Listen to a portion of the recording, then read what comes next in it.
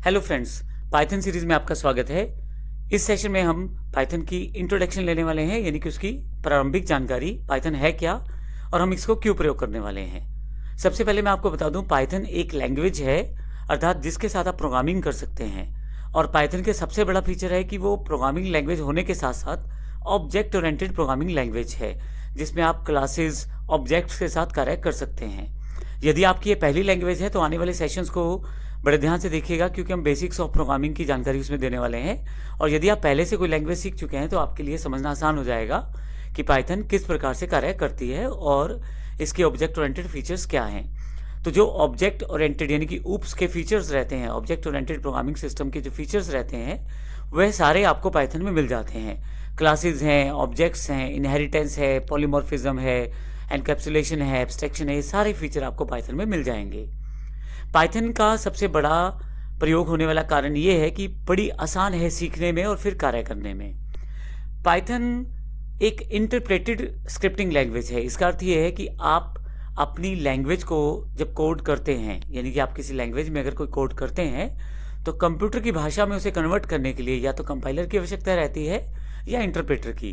Compiler पूरे के सारे कोड को एक साथ ही कंपाइल करता है, जबकि इंटरप्रेटर जो है वो लाइन बाय लाइन कन्वर्ट करता है आपकी दी हुई लैंग्वेज को कंप्यूटर की भाषा में कन्वर्जन के लिए।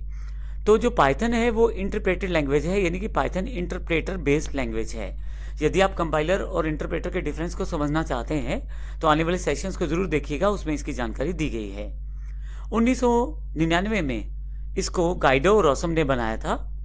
Python C language based language है, यानी कि इसका जो बेसिक आधार है वो सी लैंग्वेज है।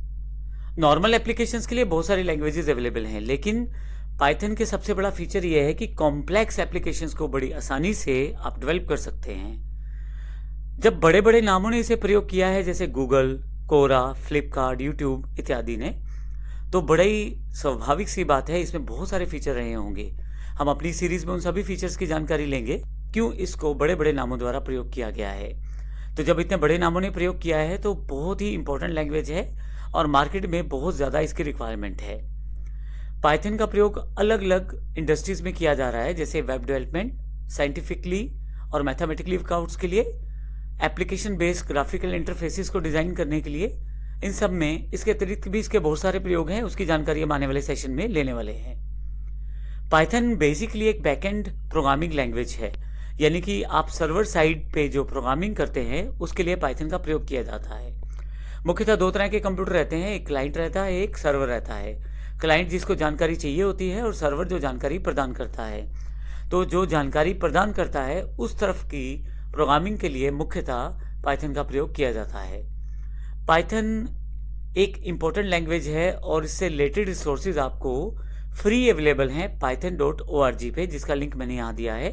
तो आप इसकी अधिक जानकारी पाइथन की वेबसाइट, ऑफिशियल वेबसाइट पे भी प्राप्त कर सकते हैं। आने वाले सेशंस में हम पाइथन की और इन्फॉर्मेशन लेंगे और फिर प्रैक्टिकल रूप में पाइथन को सीखना शुरू करेंगे। धन्यवाद।